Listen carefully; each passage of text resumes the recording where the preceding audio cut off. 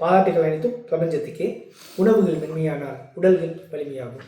மருந்தென வேண்டாமை யாக்கைக்கு உண்டது அற்றது போற்றிவனின் அப்படின்னு நம்ம வள்ளுவர் சொல்லலை. மருந்தென வேண்டாமை யாக்கைக்கு அருந்தியது அற்றது போற்றிவனின்னு சொல்லியிருக்காரு. அருந்ததுன்னா குடித்ததுன்னு அர்த்தம். சரி, நீர் உணவு அப்படின்ற ஒரு விஷயத்தை பற்றி பெருசாக யாருமே சொல்லலை. அதற்கு மாற்றாக என்ன சொல்கிறாங்கன்னா, சாப்பிட்றதுக்கு 6 மணி நேரத்துக்கு முன்னாடி தண்ணி குடிக்காத, சாப்பிட்ட பிறகு 6 மணி நேரம் கழித்து தண்ணி குடிக்கலாம் அப்படின்ற வதந்திகளை நிறைய க்ரியேட் பண்ணியிருக்காங்க.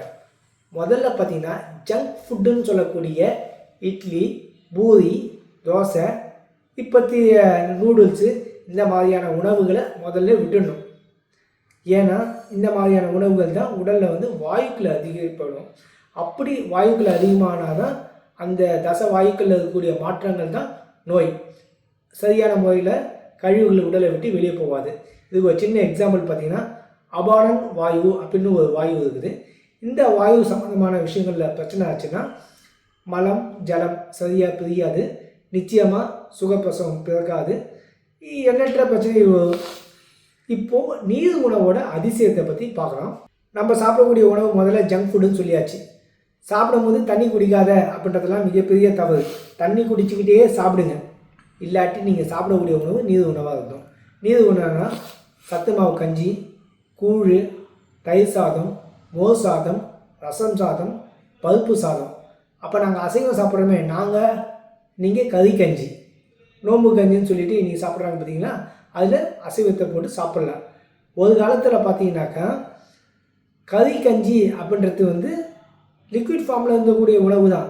யாரெல்லாம் தன்னுடைய பாரம்பரிய உணவுகளை விட்டுட்டு வெளியே போகிறோமோ அப்பேற்பட்ட ஆளுங்களுக்கு தான் நோய் வரும். நீர் உணவில் ஒரு மிகச்சிறந்த உணவாக பார்த்திங்கன்னா இன்று காய்கறி சூப்பு ரொம்ப ஜாஸ்தியாக இருக்குது. சீனர்கள் பார்த்திங்கன்னா தன்னுடைய அனைத்து உணவுலேயும் அவங்களுடைய பாரம்பரிய உணவான அந்த சூப்பை கம்பல்சரி சாப்பிடுவாங்க. அது மட்டும் இல்லாமல் இன்றைக்கி பானகம் அப்படின்ற ஒரு நீர் உணவு நம்மக்கிட்ட இல்லாமல் போயிடுச்சு. பானகம் உங்களுக்கு இதை பற்றி தெரியலன்னா உங்களை விட வயசில் பெரியவங்ககிட்ட பானகம் எதற்கு சாப்பிட்டாங்க அப்படின்றத கேளுங்க. அதே போல் விவசாயம் பண்ணுறதுக்கு போகிறதுக்கு முன்னாடி நீர் ஆகாரம்னு சொல்லிட்டு அந்த தண்ணியை குடிச்சிட்டு போவாங்க. அவ்வளவு எனர்ஜியாக இருக்கும். ஒரு ஆளோட சரிவிகிதமான சக்தியை கொடுக்கறது அந்த நீர் தான் இருந்ததை தவிர்த்து சாப்பிட்றதுக்கு முன்னாடி தண்ணி குடி, சாப்பிட்றதுக்கு பின்னாடி தண்ணி குடி, இப்படி தண்ணி குடி, அப்படி தண்ணி குடின்ற சப்ஜெக்டே இல்லை. தண்ணியை எப்போ குடிக்கலாம்? தண்ணியை எப்போ வேணால் குடிக்கலாம். தாகம் எடுத்தால் தான் தண்ணி குடிக்கணும். இப்படிலாம் குடிச்சிட்டிங்கனாக்கா நிச்சயமாக நோய் கிட்னி ஃபெயிலியர் ஆகிடும். ஏன்ற ஒரு எக்ஸாம்பிளை பற்றி பார்த்துக்கலாம். இதை பற்றி எண்ணற்ற முழு தகவல் மெடிக்கல் மிராக்கிள் புக்கில் இருக்குது, போய் பார்த்துக்குங்க. தண்ணி தாகம் எடுத்தால் தான் தண்ணி குடிக்கணும் அப்படின்னு இன்றைக்கி எண்ணற்ற பேர்கள் வதந்தியை கிரியேட் பண்ணுறாங்க. நான் அதை வேணான்றேன். பல பேருக்கு ஆச்சரியமாக இருக்கும். தண்ணி தாகம் எடுத்து நீங்கள் தண்ணி குடிக்கக்கூடிய வேண்டும்னாக்கா நீங்கள் கஷ்டப்பட்டு விவசாய வேலை பண்ணிங்கன்னா நீங்கள் தண்ணி தாகம் எடுப்பீங்க, தண்ணி குடிப்பீங்க. ரோடு போடுற வேலையாக இருந்தால் தண்ணி தாகம் எடுப்பீங்க, தண்ணி குடிப்பீங்க. கஷ்டப்பட்டு இந்த கொத்தனார் வேலையில் கலவை கலக்கிற வேலை, இந்த மாதிரி கஷ்டப்படுற வேலை, இரும்பு ஃபேக்ட்ரியில் வேலை செய்யக்கூடிய மக்கள், இவங்களுக்கெல்லாம் அதிகப்படியான தண்ணி தாகம் போதும் அவங்க தண்ணி குடிக்கும் போவாங்க. நீங்கள் என்ன பண்ணுவீங்க? ஒரு ஆஃபீஸில் போய் ஒர்க் பண்ணுவீங்க, ஏசிலையும் ஃபேன்லேயும் உட்காந்துட்டு இருப்பீங்க. உங்களுக்கு நீர் சக்தி உடலை விட்டு கொஞ்சமாக எவாபரேஷன் ஆகும். ஆனால் தண்ணி தாகன்றது சரியான முறையில் வராது. நான் சொல்கிற மாதிரி நீங்கள் தண்ணி குடிச்சிங்கன்னா உங்களோட ரத்தம் அதிகரிக்கும். மற்ற டிவியில் வரக்கூடியவங்க, மற்ற யூடியூப்பில் வரக்கூடியவங்க பசி தாகத்துக்கு முன்னாடி இப்படி தண்ணி குடி, அப்படி தண்ணி குடி, சாப்பாட்டில் இப்படி, நான் சொல்கிற மாதிரி நீங்கள் லிக்விட் ஃபுட் எடுங்க.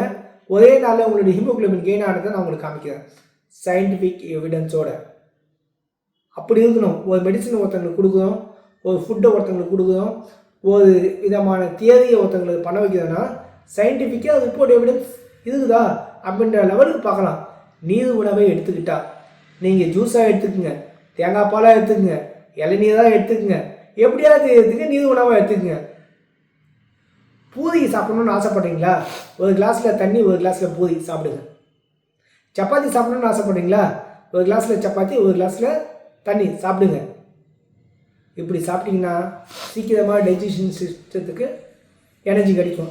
நம்ம நினைப்போம் அப்போது வந்து வயிற்றில் இருக்கக்கூடிய ஆசிட் வந்து தண்ணி குடிக்கிறதுனால நியூட்ரலைஸ்ட் ஆகாதா, அவிச்சு போயிடாதா அப்படின்னு நம்ம நினைப்போம். புத்திசாலித்தனமான ஒரு கேள்வி. உங்களோட கேள்விக்கு ஒரு நன்றி. நம்ம எல்லாருமே சின்ன குழந்தையாக இருந்து தான் இந்த அடல்ட்டுன்ற ஒரு சுச்சுவேஷன் வந்திருப்போம். குழந்தை என்ன குடிக்குது?